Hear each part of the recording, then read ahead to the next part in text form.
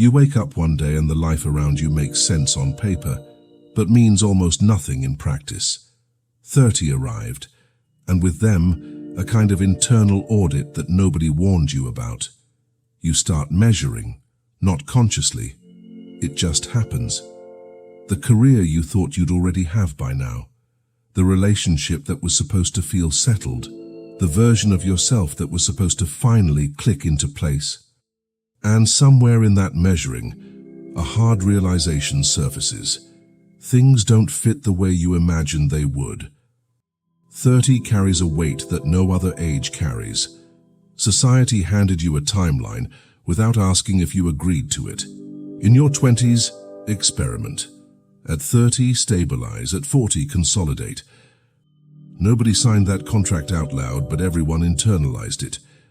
And when you look around and see friends buying houses, getting married, having children, moving forward professionally, your brain doesn't process that as their story.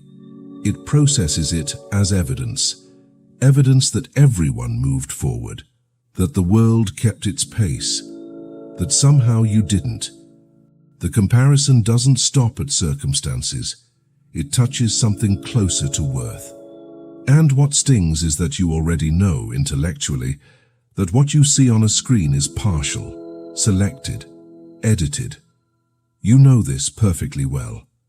And it changes nothing, because the feeling arrives before the reasoning does, and by the time the logic shows up, the weight is already sitting in your chest. Then comes the hardest part to admit, the suspicion that you wasted time. That you chose the wrong path, or stayed too long in the wrong one, or moved through your 20s without enough intention. Regret at 30 has a specific texture. It settles, it makes itself comfortable. And underneath it lives a question that sounds simple, but lands like a verdict. Who are you really? Not the role you perform at work, not the version you present to your family. Not the identity you built to feel accepted in your social circle. In your 20s, not knowing was part of the process. At 30, not knowing starts to feel like a diagnosis. Carl Jung mapped this threshold with a precision that no self-help book has managed to replicate. He didn't treat it as pathology, but as inevitability. The moment the psyche stops tolerating a life built around external expectations and begins pushing, firmly and without hesitation, towards something more honest.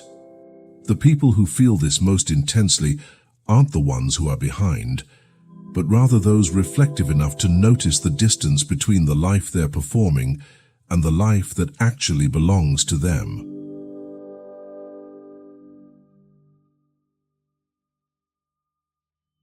There's a timeline running in the background of your mind. You didn't write it, you didn't choose it. But it's there, and it's been there for a long time. A quiet internal clock that measures not just how old you are, but how far along you're supposed to be by now. By 30, certain things were supposed to be in place. A career that has a direction, financial ground that feels solid enough to stand on, a relationship that isn't still figuring itself out. Some version of independence that doesn't feel borrowed or temporary. And when those things aren't there, or when they are there but still feel somehow incomplete, what surfaces isn't simply frustration. It's the specific, uncomfortable sensation of being late to something. The world has a rhythm, and somewhere along the way yours stopped matching it. What makes this feeling so difficult to shake is its precision. It doesn't come from nowhere. It comes from watching, from paying attention to what's happening around you and doing the involuntary calculation of where you stand in relation to it. A colleague gets a promotion. A childhood friend announces a pregnancy. Someone you went to school with posts a photo in front of a house they just bought. None of these things are about you, and yet every single one of them lands somewhere in your chest as information, not about them, but about you. Jung spent considerable time examining what happens to a person when external achievement stops producing internal satisfaction. He noticed a pattern that repeated across different lives, different backgrounds, different circumstances. A point at which the things a person worked toward arrive or don't arrive, and neither outcome resolves the deeper question that was always underneath. The question isn't whether you achieved enough. The question is whether what you were chasing was ever connected to what you actually needed. At 30, that question stops being theoretical. It becomes daily. It lives in the Sunday evenings that feel heavier than they should, in the moments of stillness where something uncomfortable rises before you reach for your phone, in the conversations where you give an answer about your life that is technically accurate and feels completely hollow. The timeline pressure isn't just about what you have or don't have. It runs deeper than that. It's about the growing suspicion that even if you hit every marker on schedule, something would still feel unresolved. That suspicion is worth taking seriously, because it's pointing at something that milestones were never designed to address.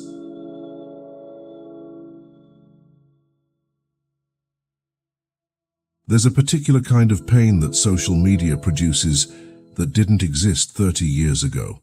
Not because human beings didn't compare themselves before, they always did. But the scale was limited. You compared yourself to the people in your immediate circle, your neighborhood, your workplace. The sample size was small enough that exceptions were visible. You could see that the neighbor who bought a house also had parents who helped with the down payment. You could see the full picture, or at least enough of it to contextualize what you were looking at. Now the sample size is infinite, and the full picture is never available. What you see is a continuous, curated stream of other people's highlight moments, and your brain, which was never designed to process that volume of social information, treats every single one of them as data, not as performance, not as selection, as reality. And the reality it constructs from that data is one in which everyone around you is moving, achieving, landing, building, and you are standing still. The comparison that happens at 30 isn't simple envy. Envy wants what someone else has. What happens at this age goes further than that. It's a quiet, persistent form of self-indictment. You're not just looking at what others have. You're using it as evidence to build a case against yourself. Every engagement announcement becomes a reflection on your own relationship, or the absence of one. Every career milestone someone else reaches becomes a measure of where you should be by now. Every house, every trip, every visible sign of a life that appears to be working, all of it feeds a narrative that you are, in some fundamental way, falling short. Carl Jung wrote about the psychological danger of living primarily in relation to others, of allowing external reference points to become the primary measure of internal worth. He understood that when a person's sense of self depends heavily on comparison, they surrender something essential: the ability to evaluate their own life on its own terms. What gets lost isn't just confidence. It's the capacity to want things genuinely, rather than wanting things because someone else having them made those things suddenly feel urgent.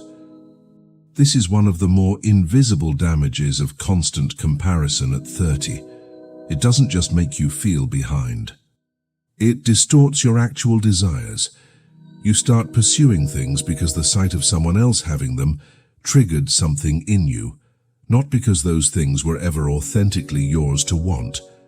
The house starts to feel necessary the moment someone else buys one.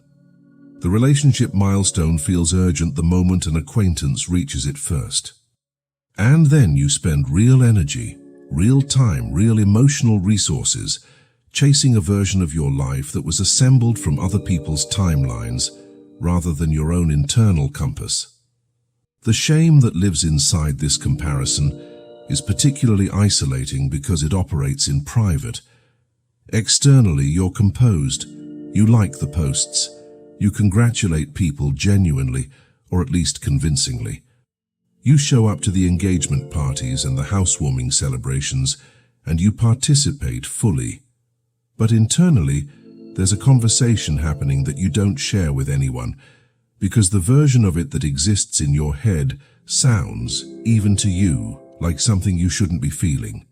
Like smallness, like ingratitude, like a character flaw rather than a psychological response to an environment that was specifically designed to produce it. What Jung would recognize immediately in all of this is not weakness. He'd recognize a psyche under pressure, one that has been handed a set of external metrics and told, implicitly and repeatedly, that those metrics are the measure of a life. And a person who has internalized that deeply enough will feel the weight of every gap between where they are and where the metrics say they should be, regardless of whether those metrics ever had anything to do with who they actually are. The comparison isn't the problem. The framework behind the comparison is. The kind of content you just watched doesn't show up on your feed by accident. If it found you, there's a reason for that. Subscribe to The Observer and turn on notifications, because what's coming in this video and in the ones after it is not something you'll want to miss halfway through.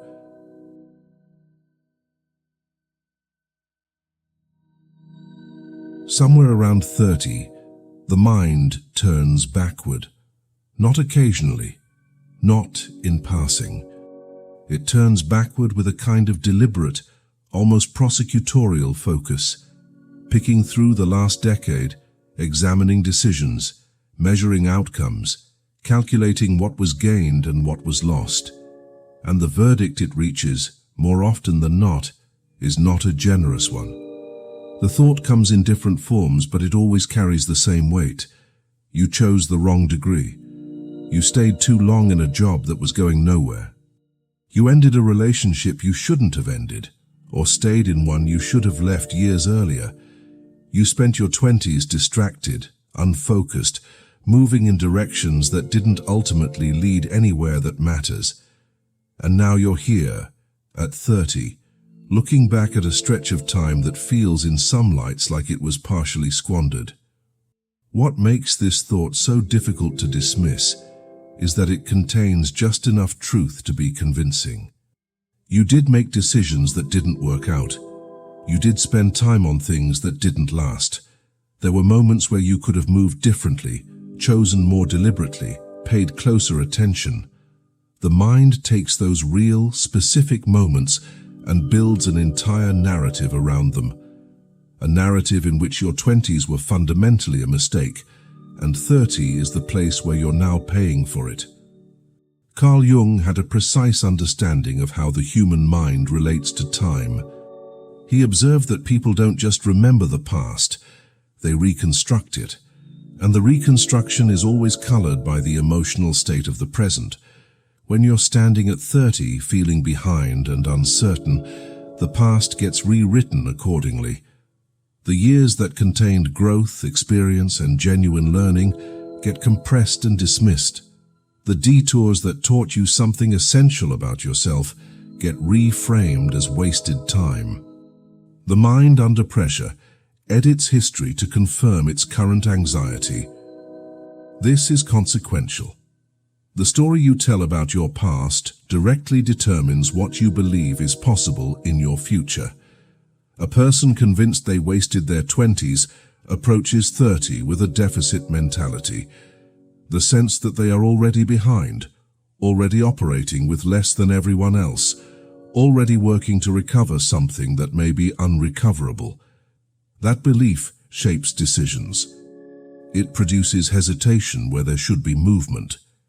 It generates a particular kind of paralysis that looks from the outside like lack of ambition and is actually something closer to a person who has already decided, quietly and without announcing it, that the window is closing.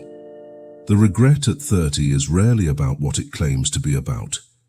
It presents itself as being about career choices, about relationships, about time management. What it's actually doing underneath all of that is questioning whether you are the kind of person capable of building something that matters. It's a disguised anxiety about the future, dressed in the language of the past, because the past feels safer to blame than the future feels possible to claim.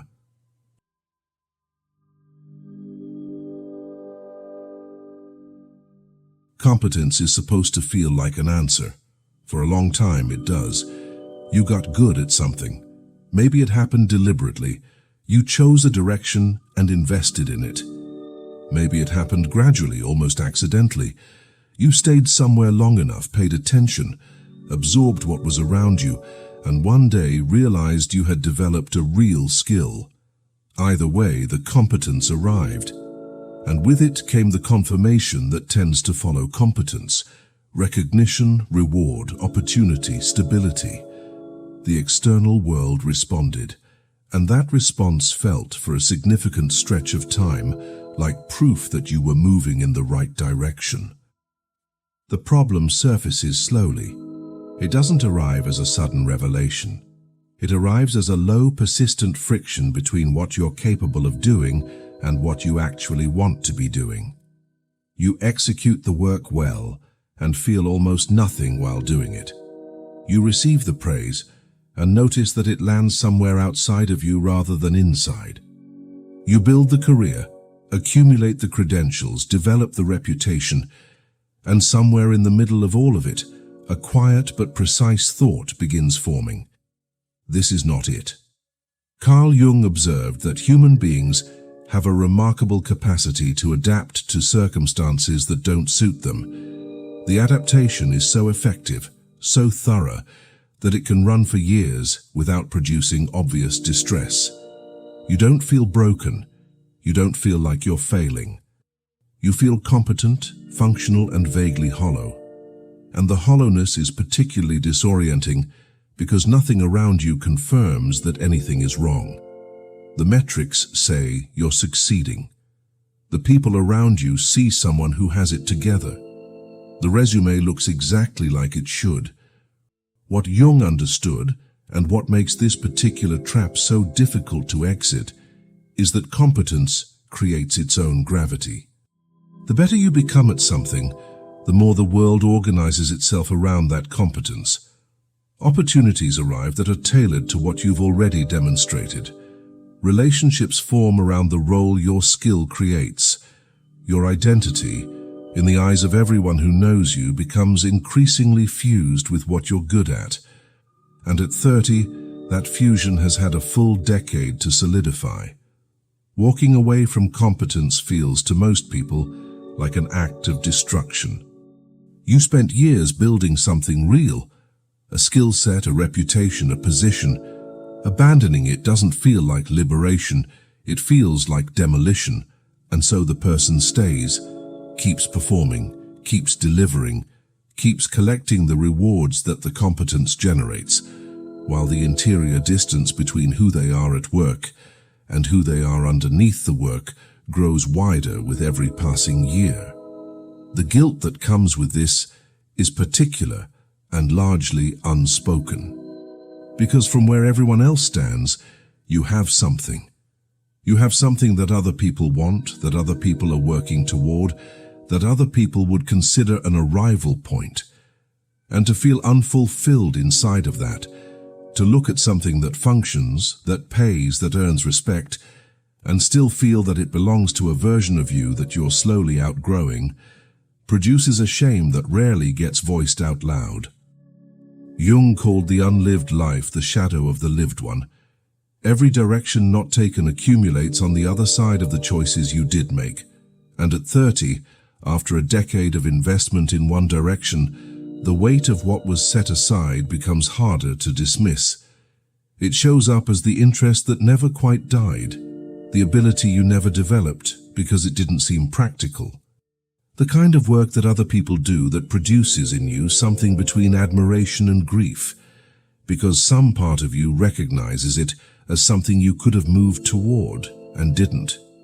Being good at the wrong thing isn't a failure of effort. It's what happens when capability develops faster than self-knowledge. And at 30, those two things finally come face to face.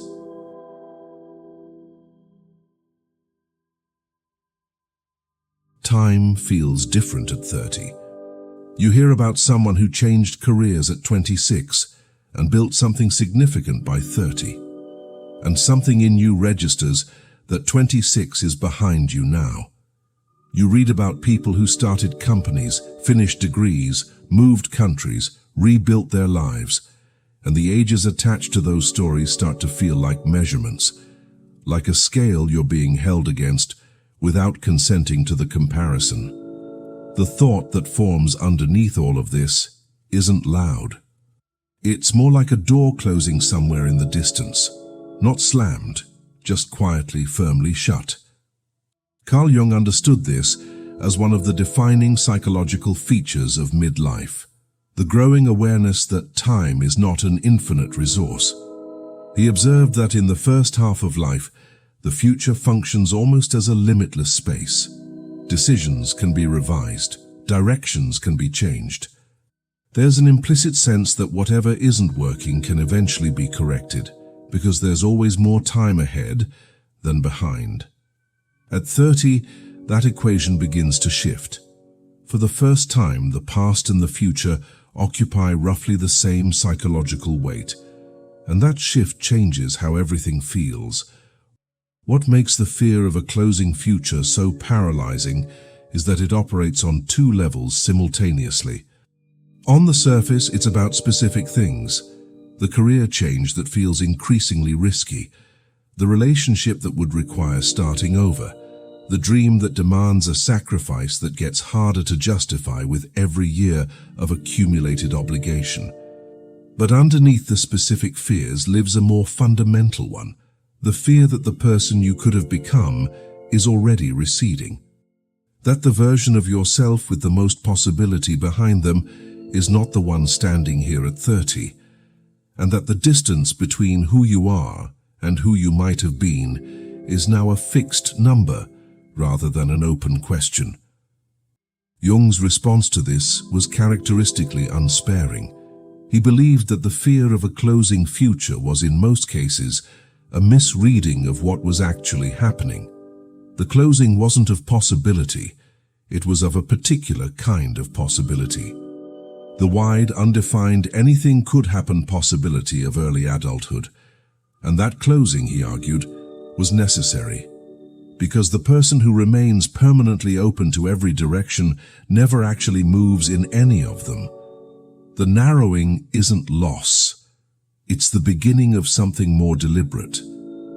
But that reframe, accurate as it is, doesn't dissolve the anxiety, because the anxiety isn't really about what Jung was describing. The anxiety at 30 is about specific things that feel unfinished, specific versions of yourself that feel unreached, specific chapters that feel like they're ending before they were written. And sitting with that, without collapsing into paralysis, without manufacturing false urgency, without letting the fear make decisions that belong to something steadier, is one of the harder psychological tasks this age demands. The future isn't closing. The version of it that required no cost, no commitment and no real choice, that one is. And what replaces it is something that asks considerably more of you.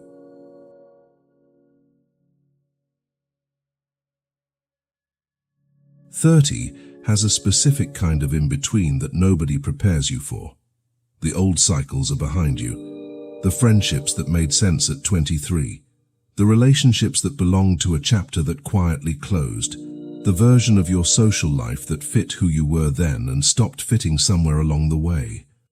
Those things didn't end dramatically. They just gradually became too small or too distant or too disconnected from where you actually are now. And you let them go, or they let you go. And for a while that felt like growth, like moving forward, like making room for something new. The problem is that the something new hasn't fully arrived yet. You're in the interval. The old life has receded and the new one hasn't taken shape.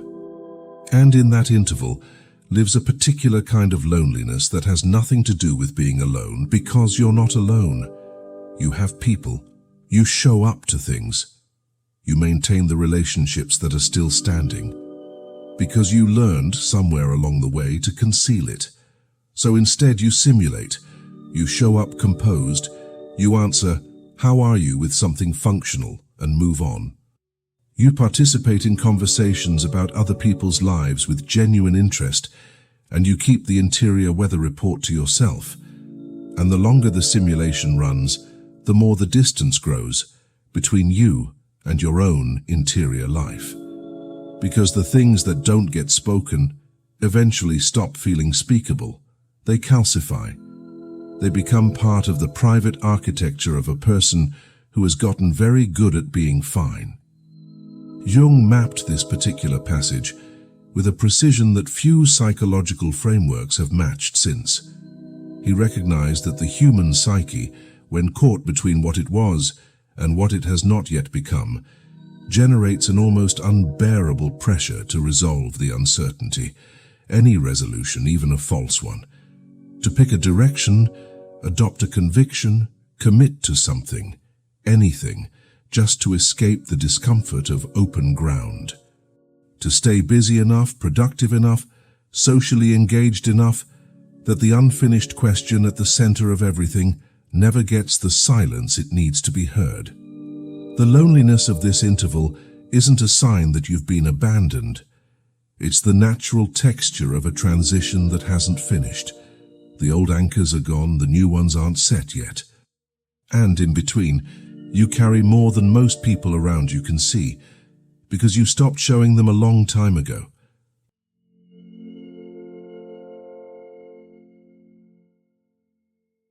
No generation before yours had this many options. More career paths than any previous decade produced. More ways to live, to work, to build a relationship, to define what a successful life looks like. The borders that once confined people, geographic, cultural, professional, dissolved faster than anyone anticipated. And the result, theoretically, was freedom. The widest possible range of choices available to a single human life. And yet something strange happened. The more the options expanded, the harder it became to choose.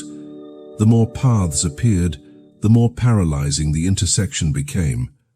At 30, you're standing in the middle of more possibility than your parents ever had access to, and feeling somehow more stuck than they looked at the same age.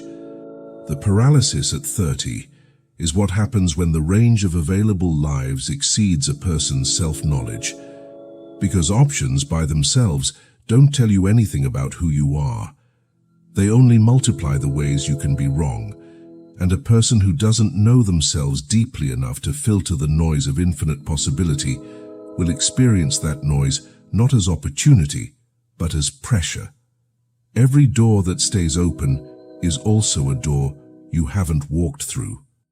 Every option you keep alive is also a commitment you haven't made, and the accumulation of unchosen possibilities starts to feel, over time, less like freedom and more like a weight you carry everywhere without knowing how to put it down.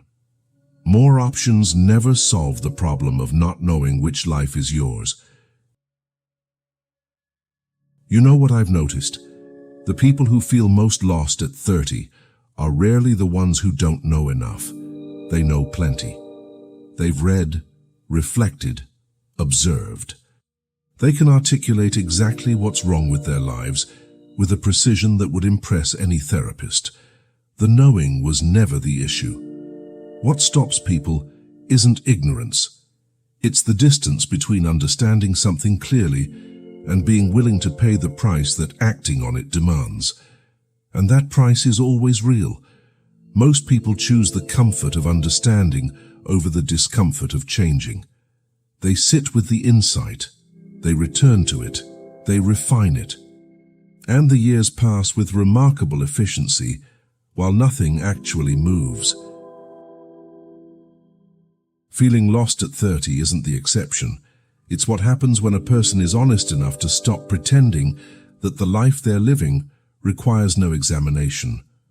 Everything covered in this video, the pressure of the timeline, the weight of comparison, the regret about time, the identity that stopped fitting, the fear of a closing future, the loneliness of the interval, the paralysis of too many options. None of it is random. It all points in the same direction, toward a person who is being asked by their own interior life to pay closer attention. Carl Jung believed that the people who feel this most intensely are not the ones who are behind. They are the ones who are awake enough to feel the distance between where they are and where they could be. And that awareness, uncomfortable as it is not a burden. It's the beginning of something more deliberate. Now I want to hear from you. What hit you hardest in this video? Is it the comparison, the fear of time closing, the loneliness of the interval, or something else entirely? Leave it in the comments. I read every single one. If this kind of content reaches something in you that most things don't, subscribe to The Observer and turn on notifications. This is the work we do here, and there's more coming that you won't want to miss. Thank you for watching, and for being the kind of person who doesn't look away.